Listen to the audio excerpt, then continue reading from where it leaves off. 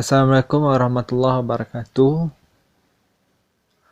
Pada video kali ini kita akan melanjutkan materi kita untuk pertemuan yang ke-13.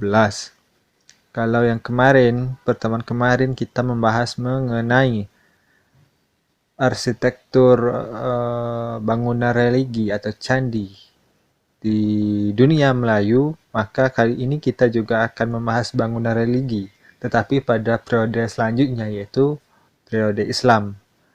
Dan jadi materi kali ini saya beri judul Arsitektur Masjid Kuno dalam Budaya Melayu.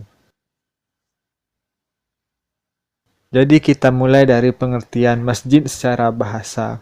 Nah, kalau secara bahasa, masjid itu ya sudah jelas berasal dari bahasa Arab yang artinya tempat sujud. Dan secara istilah, masjid itu adalah bangunan tempat ibadah bagi umat Islam. Tetapi kalau kita artikan secara luas bahwa masjid tidak hanya dimanfaatkan atau difungsikan sebagai tempat ibadah, tapi juga tempat kegiatan kemasyarakatan yang lain, seperti sebagai pusat pendidikan, sebagai tempat musyawarah, sebagai tempat berkumpul, bahkan juga seringkali difungsikan sebagai tempat penginapan bagi para musafir atau orang-orang yang tengah berada dalam perjalanan jauh. Kemudian pada selanjutnya ini saya akan menjelaskan mengenai beberapa elemen fisik di dalam masjid. Yang pertama adalah mihrab, yaitu tempat imam dan pusat orientasi masjid secara fisik. Letaknya biasanya di dinding yang menghadap ke arah kiblat. Bisa dilihat pada gambar sebelah kiri itu di gambar nomor 4. Kemudian yang kedua adalah ruang salat, yaitu ruang salat bersama untuk para jamaah. Kemudian yang ketiga, kalau di gambar sebelah kiri itu ruang salatnya ada di nomor 1.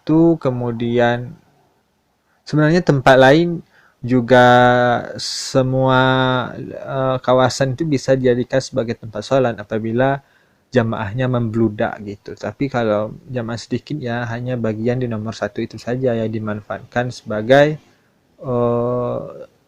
aula atau ruang untuk melakukan ibadah salat.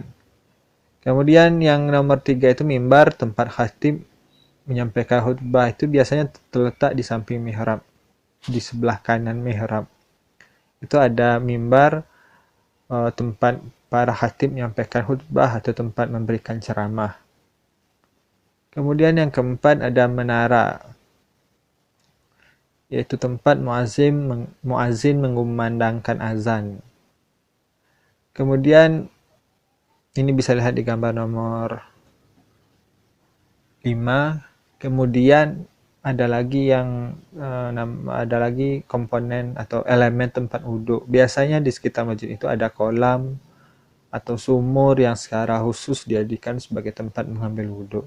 Kemudian ada lagi berbagai elemen penunjang lainnya, misalnya lapangan, kemudian ada tempat imam kedua, dan lain sebagainya. Ini biasanya ada pada elemen masjid yang ada di timur tengah sana. Tidak seperti halnya dalam kebudayaan Hindu dan Buddha, di mana pembangunan kuil itu diatur secara spesifik dan lengkap di dalam kitab ajaran mereka. Maka di Islam ini arsitektur masjid tidak diatur di dalam Al-Quran ataupun hadis.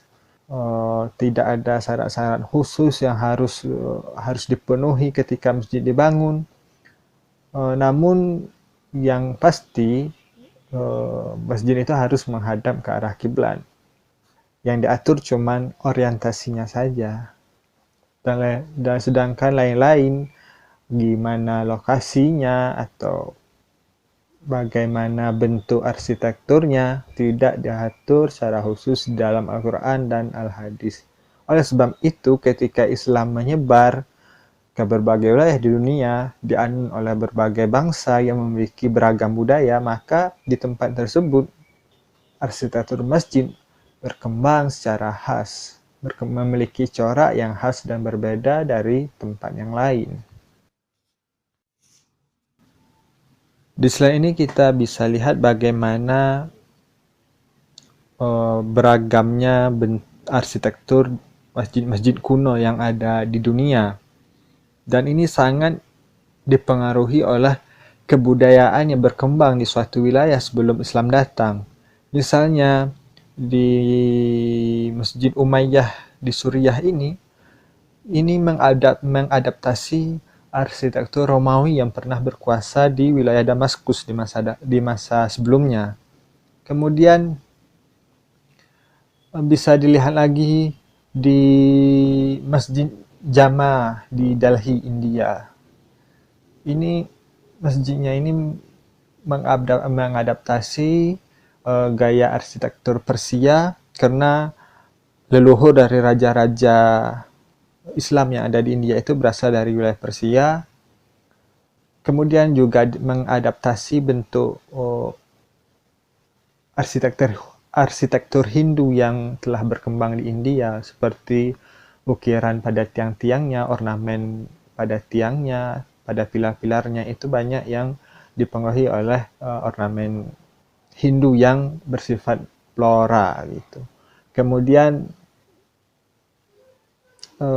bisa dilihat juga di arsitektur Masjid Bibi Hanim di Uzbekistan. Ini juga sangat, kalau yang di Masjid Jama Delhi itu di warna merahnya lebih mencolok karena dibuat dari batu dari bahan red sandstone namanya ya. Batu pasir merah, kemudian juga dari bahan marble atau marmer. Kemudian kalau di Masjid Bibi Hanim di Uzbekistan ini sama-sama mendapat pengaruh Persia. Bisa dilihat bahwa mereka menutupi bangunannya itu dipenuhi oleh keramik warna biru. Jadi coraknya itu warna biru lebih mencolok. Kemudian kita bisa lihat di bagian kubahnya. Kalau Masjid India dan Masjid Persia itu kubahnya disebut sebagai kubah bawang, ya, di mana bagian atas dan bawahnya itu sama-sama mengecil gitu. Bagian tengahnya membesar, kemudian bagian atas dan bagian bawahnya mengecut. Kemudian bisa kita lihat lagi di Masjid Nur Osmaniye di Turki. Masjid ini mengadaptasi dari bentuk gereja ortodoks zaman Bizantium seperti di Hagia Sophia. Bisa dilihat dari bentuk kubahnya yang super besar. Kalau di arsitektur Persia yang bisa dijumpai di Uzbekistan dan India itu kubahnya kecil-kecil. Tapi kalau di Turki ini kubahnya sudah sangat besar gitu. Bahkan menutupi hampir seluruh bagian bangunan. Ini adalah kalau kita lihat bahwa arsitektur masjid di setiap wilayah punya corak yang khas sesuai dengan kebudayaan yang telah ada di tempat tersebut sebelum Islam datang.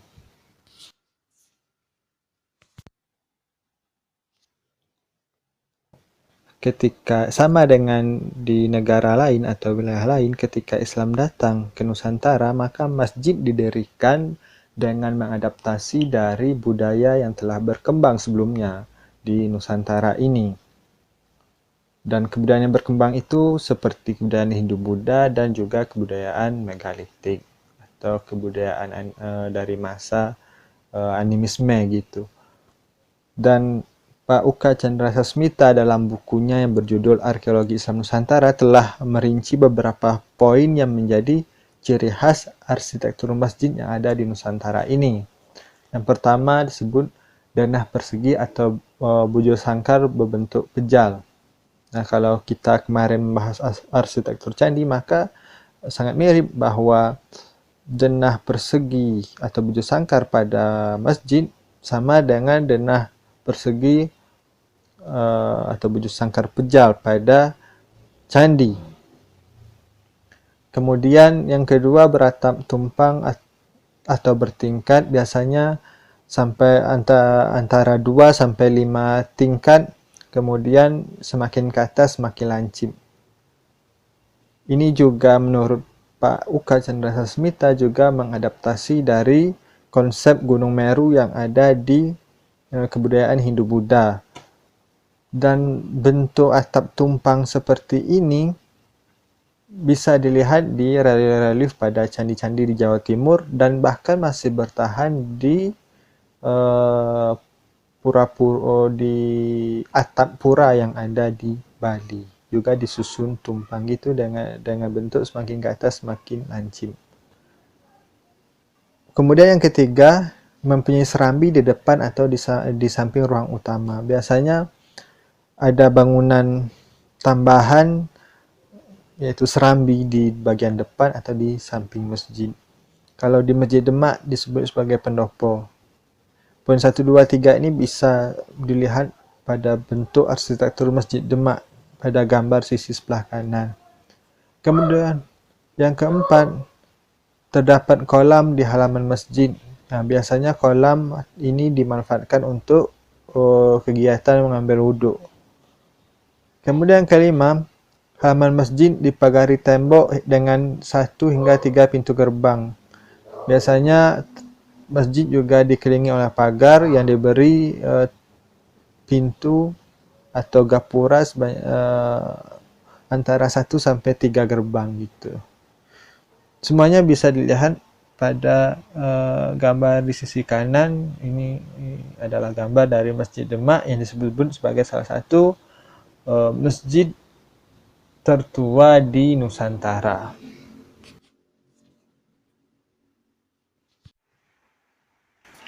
Lantas bagaimanakah dengan arsitektur masjid di dalam budaya Melayu? Apakah sama dengan arsitektur masjid lain di Nusantara? Apakah arsitektur masjid di dunia Melayu juga mengadaptasi dari unsur budaya yang telah berkembang sebelumnya? Nah, untuk itu kita harus memahami dulu dua poin penting berikut. Yang pertama, bahwa keberadaan masjid di Nusantara, secara khusus di dalam dunia Melayu ini tidak lepas dari proses akulturasi.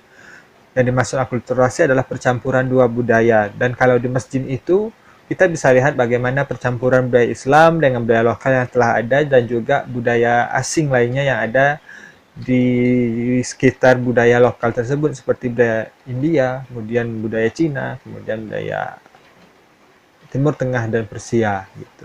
Yang kedua, bahwa penciptaan arsitektur ini dipengaruhi oleh berbagai faktor seperti faktor lingkungan, faktor teknologi, dan faktor budaya.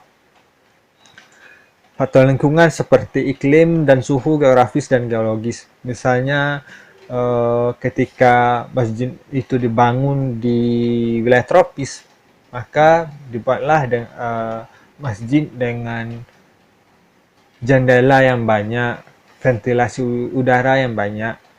Hal ini guna memudahkan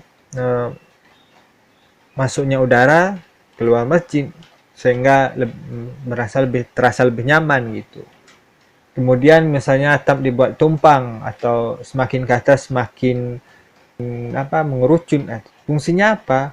Guna untuk memudahkan air hujan itu meluncur ke bawah. Ketika hujan terjadi, maka air hujan itu akan lebih mudah meluncur ke bawah dibandingkan dengan atap yang tidak dibuat tumpang. Itu salah satu contoh bagaimana faktor lingkungan juga mempengaruhi penciptaan arsitektur. Kemudian faktor teknologi. Misalnya di suatu daerah tropis banyak bahan kayu, makanya bangunan masjid juga dibuat dari bahan-bahan kayu yang keras gitu. Kalau di Timur Tengah nggak ada, jarang pohon kayu karena mereka iklimnya bukan iklim tropis, daerah yang panas gitu, nggak ada kayu-kayu yang besar. Makanya mereka nggak membangun masjid dari kayu. Kemudian juga keterampilan teknis yang dimiliki oleh masyarakat. Kemudian juga faktor budaya. Misalnya ada ideologi masyarakat tempat bahwa daerah di sekitar muara sungai itu lebih suci, makanya masjid sebagai bangunan religi harus dibangun situ. atau masjid yang dipandang sebagai bangunan suci harus berada di tempat tinggi. Itu semua pengaruh ideologi atau struktur sosial. Misalnya di sebuah kampung itu terdiri dari 4 suku, makanya tiang masjidnya ada 4, tiang utamanya ada 4 gitu. Atau di dalam suatu kampung itu ada 5 suku, makanya undakan atap masjid itu dibuat 5 tingkat gitu. Dan sebagainya. Ini adalah salah satu contoh-contoh bagaimana arsitektur itu diciptakan berdasarkan faktor lingkungan, faktor teknologi, dan faktor budaya masyarakat itu sendiri.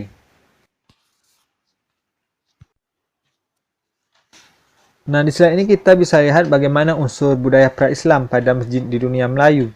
Yang pertama, ya sama, secara umum sama dengan masjid masjid kuno lainnya yang ada di Nusantara, yaitu bentuk atap tumpang, kemudian yang diperkirakan mengambil wujud dari Gunung Meru yang telah ada dalam budaya Hindu-Buddha, di mana candi pun juga dibangun dengan bentuk yang semakin ke atas semakin mengerucut, itu semakin kecil. Ini mengambil wujud dari Gunung Meru. Dan relief atap tumpang ini seperti yang saya katakan juga ada pada candi di Jawa Timur dan masih bertahan di pura-pura yang ada di Bali. Kemudian juga di denah persegi atau bujur sangkarnya ini mirip seperti bagian dasar dari bangunan candi. Kemudian yang menarik pendapat dari Van der Hoek bahwa dia mengatakan bahwa denah persegi dan bentuk berundak itu mungkin juga berasal dari budaya jauh sebelum masa Hindu-Buddha yang disebut sebagai budaya megalitik. Yang sangat menarik saya kira ini adalah Masjid Tuha Indrapuri di Aceh, di mana masjid ini ternyata dibangun di atas sebuah benteng yang bentuknya seperti pundan berundak. Ada 3 undakan, di mana bangunan masjid itu sendiri berada di bagian paling atas dari undakan tersebut, dari benteng tersebut. Pada slide ini kita bisa lihat bagaimana unsur lokal jenius pada arsitektur masjid di dalam budaya Melayu. Yang pertama, masjid dibangun dengan bahan kayu yang tumbuh di hutan masyarakat setempat. Jadi, masjid itu dibangun dari bahan-bahan kayu yang keras yang tersedia di sekitar hutan masyarakat setempat. Misalnya, kalau di Sumatera ini ada kayu yang namanya kayu tembesu, kemudian ada kayu medang, dan lain sebagainya. Ini adalah jenis-jenis kayu yang cocok digunakan untuk membangun masjid. Kemudian yang kedua, masjid dibangun dengan konstruksi panggung. Tidak seperti yang dikatakan oleh Pak Uka Chandra Sasmita bahwa di Sumatera atau di dalam inti budaya Melayu sendiri ada masjid yang dibangun dengan konstruksi denah persegi tetapi panggung, dalam artian bahwa denah perseginya tidak pejal gitu, ada tidak pejal gitu. Ini bisa dilihat di masjid-masjid yang ada di Sumatera Barat dan di Riau. Kemungkinan pendirian masjid dengan konstruksi panggung ini adalah tradisi berlanjut atau budaya berlanjut dari masa megalitik gitu, di mana di sana mereka juga membangun rumah di atas tanti yang mungkin juga dipengaruhi oleh faktor lingkungan karena didirikan di daerah sekitar sungai besar yang sering terjadi banjir, makanya masjidnya dibangun dengan konstruksi panggung. Kemudian ketiga, menggunakan ornamen lokal. Ini yang sering ciri yang sangat khas gitu. Meskipun sama-sama beratap tumpang, kemudian sama-sama memiliki denah persegi, tapi kalau kita lihat ornamennya seperti seni ukirnya sangat berbeda. Antar wilayah punya ciri khas tersendiri. Seperti seni hias masjid-masjid di Minangkabau tidak sama dengan motif ukiran yang ada di masjid-masjid di Kerinci. Atau kita bisa lihat juga di masjid yang ada di Riau. Ada perbedaan antara tiga wilayah tersebut meskipun sama-sama memiliki atap tumpang dan sama-sama memiliki denah persegi atau bujur sangkar. Kemudian poin yang keempat, kebanyakan masjid tanpa serambi. Tidak seperti yang ada di Jawa, di mana di depan masjid itu biasanya ada serambi atau pendopo. Di Sumatera, masjid-masjid tradisional Sumatera kita tidak menemukan adanya serambi itu. Misalnya di Masjid Minangkabau nggak ada istilahnya, nggak ada istilah serambi. Tetapi ada bangunan lain yang terpisah yang menggantikan fungsi dari serambi. Bisa kita lihat di Masjid Minangkabau atau di Masjid Raya Pulau Penyengat. Ada bangunan tambahan yang memiliki fungsi yang sama seperti serambi. Dan itu terpisah dari bangunan utama. Kemudian yang kelima, ada beranda dalam masjid sebagai tempat mengumandangkan azan. Ini seperti masjid-masjid kuno yang ada di Jambi. Biasanya kalau di masjid itu adalah ada elemen menara sebagai tempat muazzin mengumandangkan azan. Tetapi di masjid yang ada di Kerinci ini nggak ada unsur menaranya.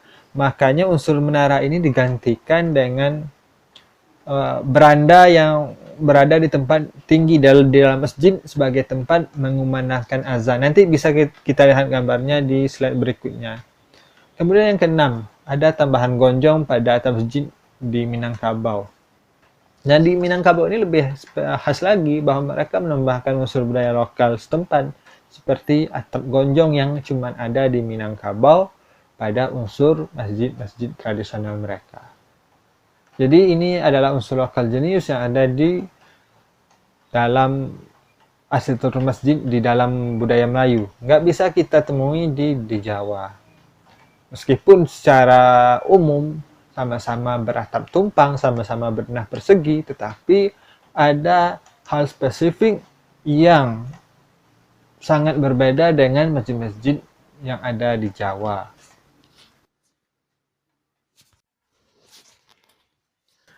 Di sini kita bisa lihat gambar beberapa masjid yang memiliki unsur lokal jenius yang sangat kentara. Di gambar sisi kanan atas ini adalah gambar dari masjid yang ada di Minangkabau. Gambar ini saya ambil dari koleksi Tropen Museum. Tetapi di sana tidak disebutkan di mana lokasi tepatnya masjid tersebut, hanya disebutkan sebagai Masjid Minangkabau. Bisa kita lihat bahwa masjid ini dibangun dengan konstruksi panggung, kemudian dengan atap tumpang. Meskipun atap tumpang, tetapi bagian jurai atapnya itu agak sedikit curam atau sedikit lebih melengkung dibandingkan dengan masjid-masjid yang ada di Jawa. Kemudian tidak ada unsur serambi, tetapi ada bangunan lain yang terpisah dari masjid atau bangunan utama yang fungsinya sama seperti fungsi serambi. Kemudian di gambar sisi sebelah kiri ini adalah beranda sebagai tempat azan bagi para muazzin di Masjid Keramat Pulau Tengah Kerinci. Masjid-masjid di sini nggak punya menara, kalaupun ada menaranya adalah unsur tambahan yang baru didirikan. Sementara yang masjid kunonya itu tidak memiliki menara. Bisa kita lihat ada beranda tempat azan yang fungsinya menggantikan fungsi menara. Kemudian unsur lokal lain yang sangat menonjol itu bisa dilihat di Masjid Jami Air Tiris Kampar, di mana dipenuhi oleh seni ukir Melayu yang sangat raya dan menarik.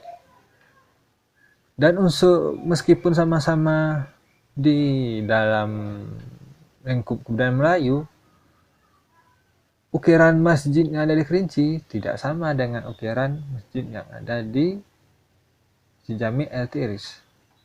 Inilah saya katakan tadi bahwa setiap wilayah punya corak yang khas kalau diamati secara detail.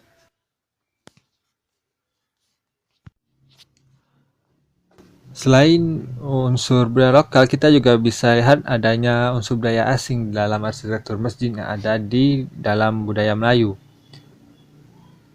Yang pertama kita akan bahas adalah pengaruh dari budaya Cina. Pengaruh budaya Cina yang sangat kentara atau yang sangat menonjol ini bisa dilihat dari arsitektur atap masjid. Seperti di atap masjid Padang, maksud saya Masjid Raya Ganting yang ada di Kota Padang, di gambar sisi kanan atas. Ini bentuk masjidnya, bentuk atap masjidnya mirip dengan bentuk pagoda yang ada di Cina, di mana atapnya persegi 8 kemudian dibuat bertingkat. Kemudian bentuk atap lainnya yang mirip dengan yang memiliki pengaruh arsitektur Cina yang kuat adalah atap masjid di Masjid Raya Palembang, Sumatera Selatan. Bisa dilihat dari jurek atapnya yang melengkung dan lancip. Sangat mirip dengan atap-atap pada kelenteng. Selain itu, kita juga bisa melihat pengaruh Cina dari keramik yang biasanya digunakan sebagai tegel di masjid-masjid kuno gitu. Kalau biasanya sebagian antaranya adalah keramik yang berasal dari Cina.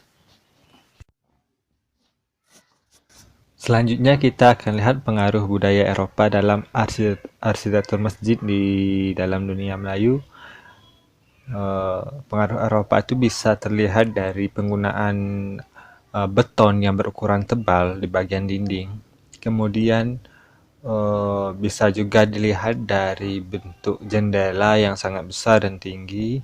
Kemudian pilar-pilarnya juga berukuran besar sehingga memberi kesan yang kokoh pada bangunan tersebut. Kemudian selain bentuk tiang yang besar, kemudian jendela yang tinggi dan besar, juga pengaruh Eropa itu bisa dilihat pada adanya elemen yang disebut sebagai gabel pada bagian depan masjid. Gabel itu adalah dinding yang ada pada atap pelana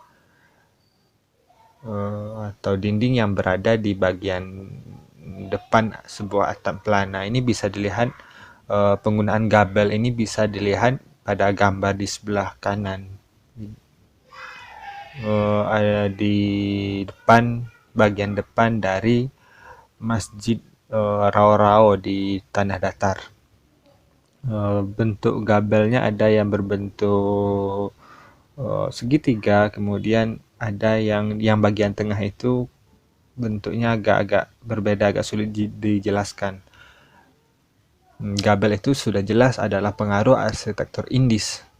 Kemudian penggunaan tegel yang tegel keramik, di mana keramiknya itu adalah keramik-keramik Eropa, juga termasuk adanya unsur budaya Eropa dalam arsitektur masjid-masjid Melayu. Nah, beberapa contoh dari masjid Melayu yang punya pengaruh Eropa sangat kuat adalah Masjid Agung Palembang, kemudian Masjid Al-Mashun, masjid yang ada di Delhi, kemudian Masjid Rao-Rao di Tanah Datar, Sumatera Barat. Kebanyakan masjid-masjid dengan pengaruh Eropa juga dibangun agak belakangan, terutama di akhir abad 19 atau awal abad 20, dan arsiteknya juga dari orang Eropa itu sendiri.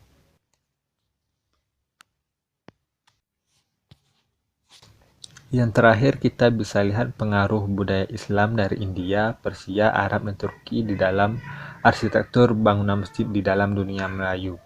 Hal yang paling menonjol dari pengaruh budaya Timur Tengah dan Asia Barat, Asia Selatan ini adalah penggunaan kubah, kemudian bentuk menara, dan juga pelengkung masjid. kubah ini juga ada beberapa macam. Kalau kubah berbentuk bawang itu biasanya banyak digunakan pada masjid-masjid kuno yang ada di India dan Persia. Masjid berbentuk bawang ini adalah eh, bagian tengahnya mengembung, kemudian bagian atas dan bawahnya itu mengecil. Ini disebut masjid kubah bentuk bawang. Kemudian ada juga kubah yang berukuran sangat besar sehingga menutupi seluruh eh, bagian bangunan. Itu sangat mirip dengan kubah-kubah yang digunakan pada masjid-masjid masa Ottoman atau Turki Utsmani. Itu kalau dilihat dari bentuk kubahnya. Juga kubah yang lain adalah kubah berbentuk oval, setengah oval. Ini adalah kubah yang banyak digunakan di Mesir. Kemudian selain dari bentuk kubah bisa juga dilihat dari bentuk pelengkung masjid.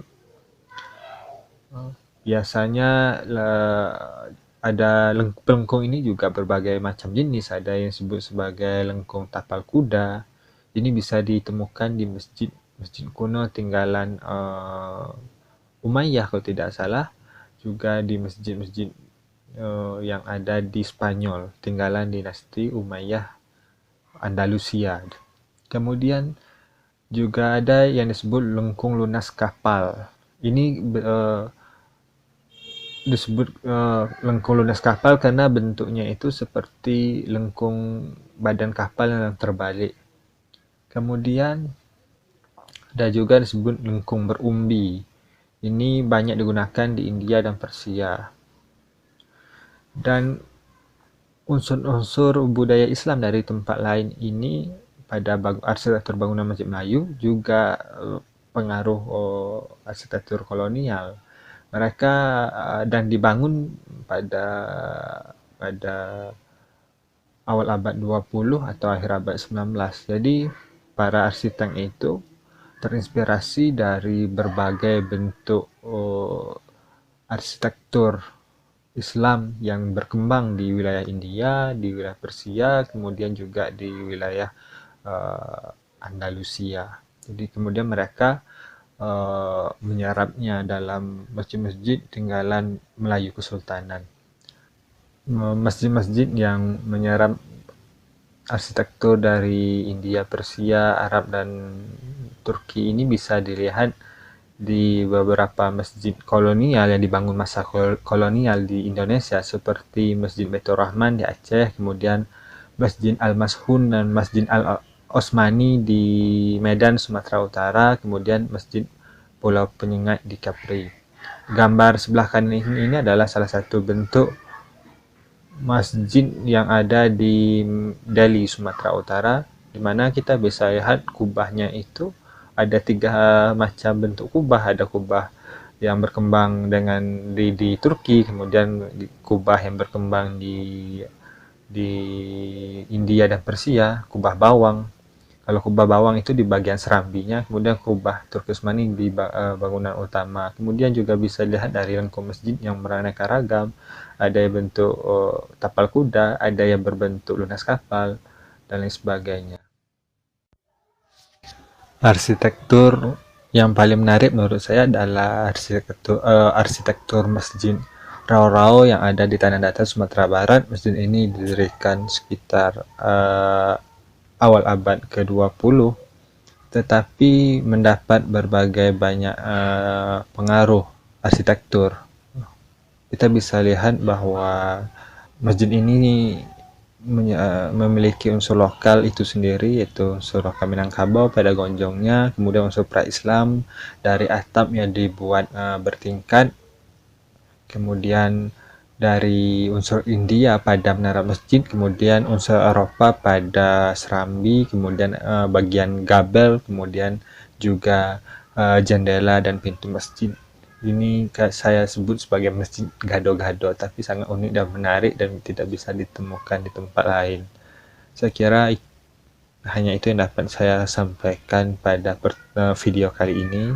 Kita bertemu lagi pada video berikutnya.